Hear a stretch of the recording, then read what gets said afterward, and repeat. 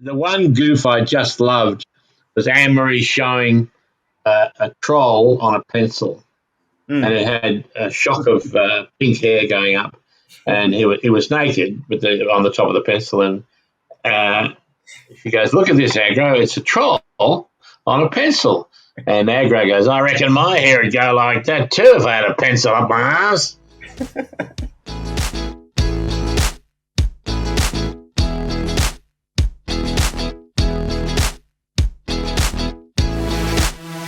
Tell us about some of the kid shows or the cartoons that you watched as a kid that you can remember. Oh well, my brother Michael was into the Goons, Eric Sykes, people like that. English, Charlie Drake, Jimmy Edwards, all those sort of stand-up comedians. So he was into all that, and that kind of rubbed off on me a bit. I used to listen to the Goons like there was no tomorrow, and I don't know. I came out here and I started because of the Beatles. I was a drummer, and I ended up doing a lot of work with John Farnham as one of his backing drummers, and they rang. Channel 7 rang one day. I wrote a song for. Now I want you to gasp at the end of this, Michael. You ready? Mm-hmm. I wasn't the first Agro. Where's the gasp? Well, I did a little bit of research, so I just did find that out. I didn't know that. Yeah. Yeah. Well, I'd written a song for Fiona McDonald and Agro, who was a guy called Gary, who was a floor manager up at 7. And I copied the voice for the monologue, "Oh, Fiona, little furry guys like me." And then he, I think, was trying to get the rights to the character and attempted to sue Channel 7, and they just kind of won that and settled that. And they rang me on the Friday night and said, "Can you do Agro tomorrow?" Because they'd heard my voice. And in my business, like being a drummer, you say yes to everything and then figure out how to do it later on. Otherwise, you won't make a dollar. And of course, they rang on the Friday night and said, "Can you do Agro tomorrow morning?" I didn't even leave a gap. I went, "Absolutely, I'll be there." And I practiced the voice and got it spot on. And I was lying on the floor, put my hand in the puppet. I was saying things like, we got the Snorks coming up. We got the Smurfs. We're giving away a trampoline.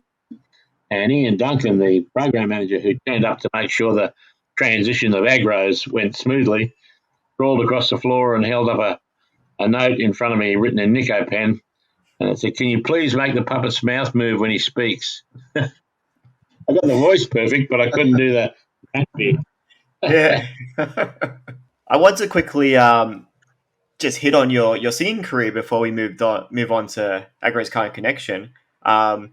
You were a singer in the 70s. What was that like? Tell Well, us a bit sort about of. that career. Because I was a drummer, I used to back a lot of artists, and they do, 35 minutes or something and get $600, and I'd play all night and get 100. And then I thought, because some of them were just shocking, I thought I can do that.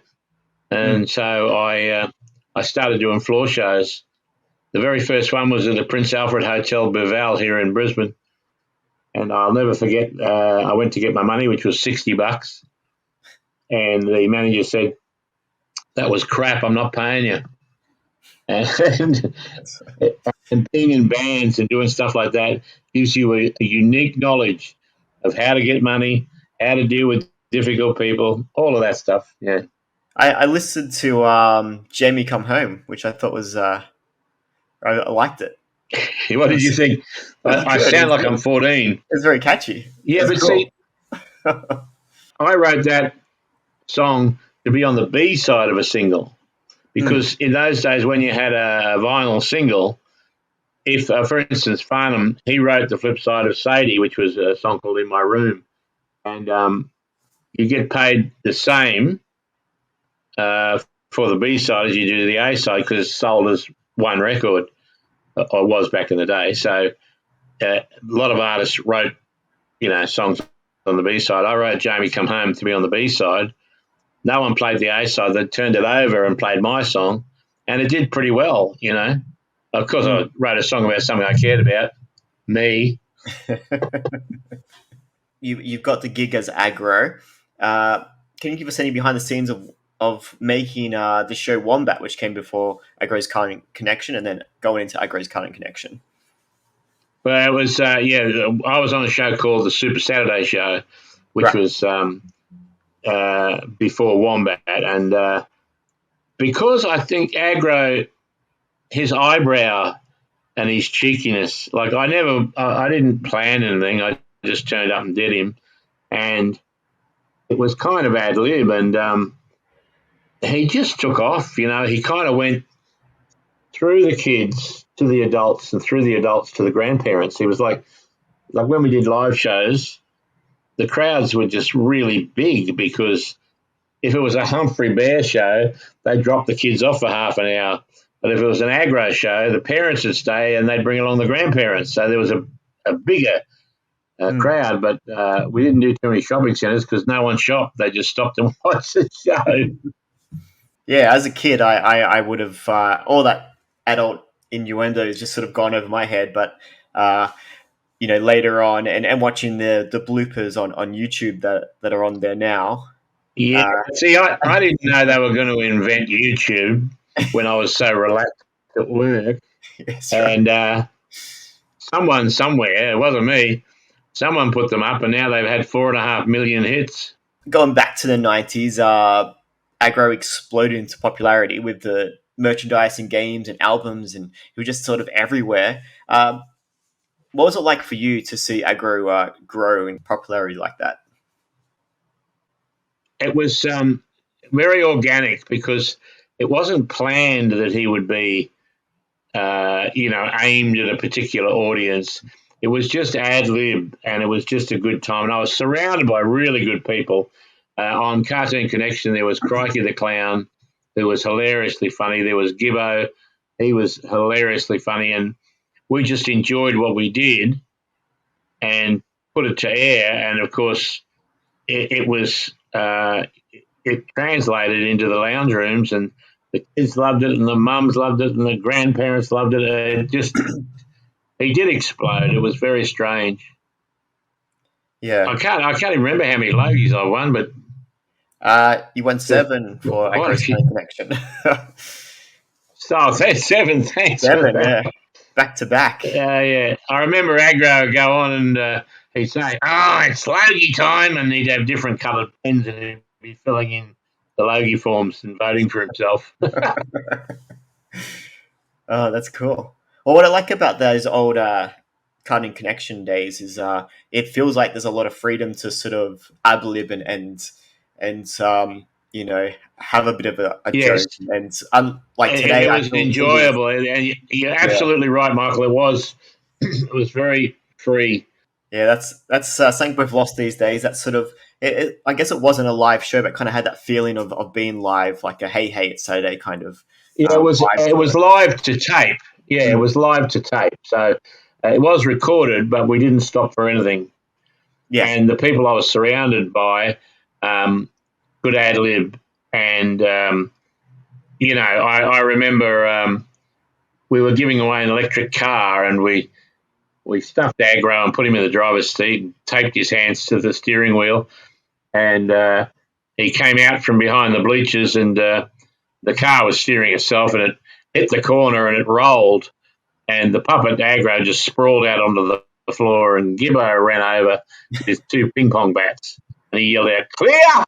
And then he put the bats on the chest and lifted the button, Well, can you tell us about any moment that really does stand out for you, or a favourite moment from the show that you remember? Well, I remember a couple of things. I remember Agro was to meet Bob Hawke, and Bob Hawke came on Wombat, and he's sitting there, and Agro's beside him. You have never met a more nervous man in your life than the Prime Minister of Australia talking to a puppet. He was sweating blue sparks. He was just really out of his depth.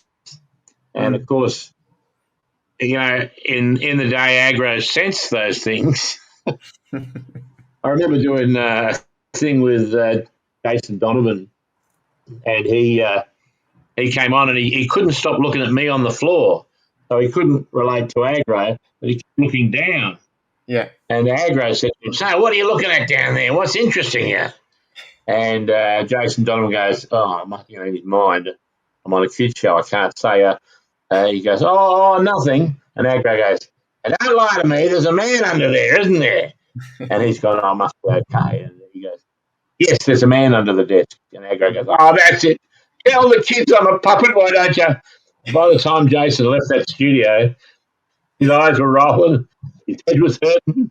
I think that's when the collapsing started. That's great.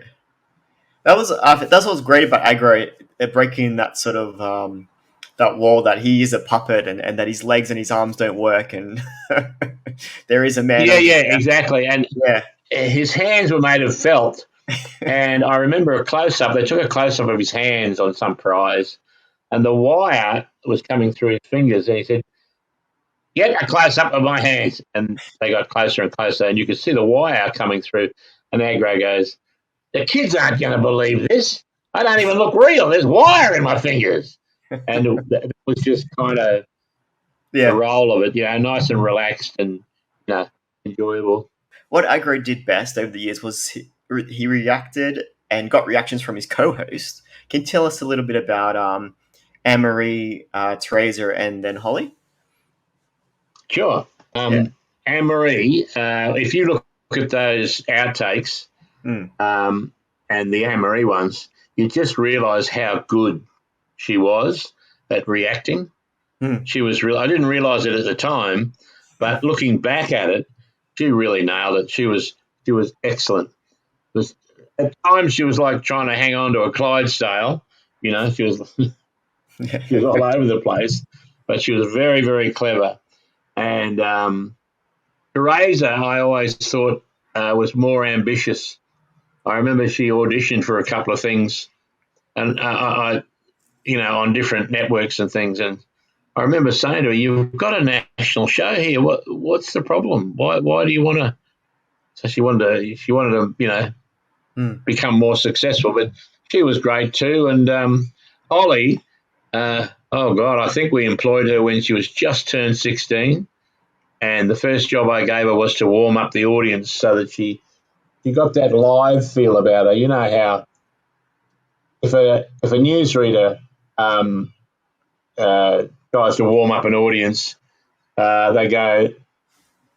look at the audience, they go, "My brother's got a new car," and then you go, "Why is he saying that?" And then he goes, "It's red," and you go, "Oh, please, let me out of here." Yeah, what made Agro great was also the reaction between your co-host and the shock of whatever you're doing and misbehaving. Yes, it was brilliant. That combination. The one goof I just loved was Anne-Marie showing a troll on a pencil, and it had a shock of pink hair going up, and he was naked on the top of the pencil, and she goes, "Look at this, Agro, it's a troll on a pencil." And Agro goes, "I reckon my hair would go like that too if I had a pencil up my ass." That's my favourite one. Yeah, that's good. Of course, that never went to air. No. It's on the bloopers. Yeah, it's on the bloopers, yeah. That was how relaxed it was in the studio. We were completely relaxed. We had a week of shows to do. We wanted it to be live to tape, so it had that live hey feel about it. And we didn't stop for anything. If a piece of set fell over, or I had a Great Dane on set at one stage, which was an idea I stole from Jackie Mack. She had a show up here where she had a Great Dane on set, and I had my Great Dane there. And before you knew it, he grabbed hold of Agro and he was walking off with him to tear him to pieces. And so we had that, Agro screaming, "Go to a commercial break, go to a commercial break." It was just nice and relaxed. It was enjoyable, Yeah, it looked like fun, and I think that's what came across. as Mm. as kids watching it and adults watching it, that you guys were having a good time while you're making it, which is good to see. Yeah. And so and the longer you're on, behaving like that, in an ad lib sort of way, the more people get your style of humour. So they're forgiving and enjoying it as well as they're not sitting there looking to take you down. They just enjoy it. Yeah, that's right. Um, you brought these guys up before, Gibbo and Cracky the Clown. Can you tell me a little bit more about these guys? Hmm. They were so good on the show. Well, they were together. Like they've been friends forever. They went to the Max Rowley School of Radio in Sydney, and I remember seeing Gibbo used to be on the Channel Niners, and I was producing the Super Saturday show. So I watched the Channel Niners. It was on the same time slot as us, and I really enjoyed Gibbo's ability to ad lib. And they gave him the boot, and I called him immediately. The same day he got the boot, I rang and said, "Come over and get on our show," and he did, and he was just brilliant. And Mm. as was Crikey the Clown, very original and very funny. He was um, very skilled with his comedy. He would rehearse it and rehearse it and rehearse it and rehearse it. I'm not like that. I just turn up, and but it's a good combination. We were together for nearly 30 years, Crikey, Gibbo and I. Do you still see or talk to people from the show? Anne Marie called me. It'll be last week. She called me because I'm doing some Agro Up Late shows with Ranger Stacey, Yep. and that got a little bit of publicity. And Anne Marie is in Melbourne. She rang me and she goes, "Why don't you work with me? Why don't you work when you come to Melbourne? You got to work with me." And I thought, oh, I suppose I could. I think that's a good idea, though. I think bringing you two back, would be really exciting for us. Adults that were kids at Well, that I time. hope it'll work. I think the Yeah, pressure would be on, to be relaxed enough to get some of the old magic back. I think it would come back. Well, Yeah. I think so too, because I worked with Dr. Chris Brown on those Uber Eats commercials, and Mm. he and I had a great rapport immediately because he was, he's a vet, so he's working on Agro. It was funny as anything. It was really good. Yeah. He was, and I realised that it's just Agro's attitude. It's a good concept, isn't it? Yes, Bring, it is. Yeah, yeah. yeah. Agro's kind of connection ran from 1990 to 1997. And then, do you feel it was the right time to sort of end the show in '97, or do you feel like you could have continued? And why did Oh well, they they decide shifted to it. end? They shifted it to Sydney Mm, and gave me other people to work with. So I lost Gibbo, I lost Crikey, and um, mm, they were thinking, oh well, we'll just produce it in Sydney and all will be well. But it's not like that because it's a feel that you get for a mm, show. So it was very difficult. We did a year or so in Sydney, and it was just didn't have the same um, uh, comedy in it. yeah. This wasn't enjoyable to do. So Mm. eventually, they got me. No one wants to stop doing their show, but sooner or later, you'll be gone. As we talked about, Agro has had a second life now since the show, with the bloopers and now doing the ads. And you did a perfect match a few years ago. Um, how are you enjoying this second life that Agro has now? Oh yeah. I remember when he kind of went from doing cartoons to doing shows like Wheel of Fortune with Fat Cat, and it was Fat Cat and Agro. And the reason it was Fat Cat and Agro is because I could speak, he couldn't, he could spin the wheel. I couldn't.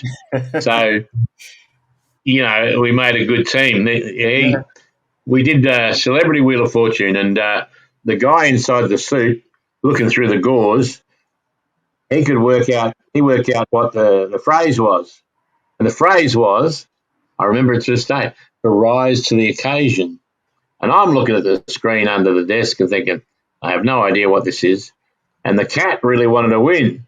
So he's looking through the gauze, and as soon as they took a close-up of me and got off him, from deep inside the suit you hear, rise to the occasion. And Agro looks up and he goes, you talked! And the cat shat itself and started bouncing around. Oh, man. Oh, that's good. Oh, cool. So we've already mentioned that you are doing some new live shows coming up, and you are reuniting with Ranger Stacey. Can you tell us a little bit about your relationship working with Ranger Stacey and getting back together again? Ranger Stacey is the most lovely, wonderful, naive lady I've ever worked with. Like, she's a wildlife ranger. She's like a marsupial Marilyn Monroe. She's just fantastic. Mm. And if she thinks she's going to have an easy evening of these Agro Up Late shows, think again. She's really good. She's relaxed and comfortable, and she's always been good. Stace. Yeah, she's great. I met her in 1989. We did a wildlife show, and she was just terrible at Fort Lytton here in Brisbane. But she was terrible, but she had something. And so after that show, I offered her a spot on our show on television, and she's still going great. Yeah. Well, after these shows, do you have any other plans with Agro and anything else that you're working on? No, no plans for Agro now. I'm getting a bit old myself. I can get down to do an Agro show. I can't get back up again. But there's the beauty of Agro is he's never planned. That's the beauty, and I think that's what. I love what Australia does to characters.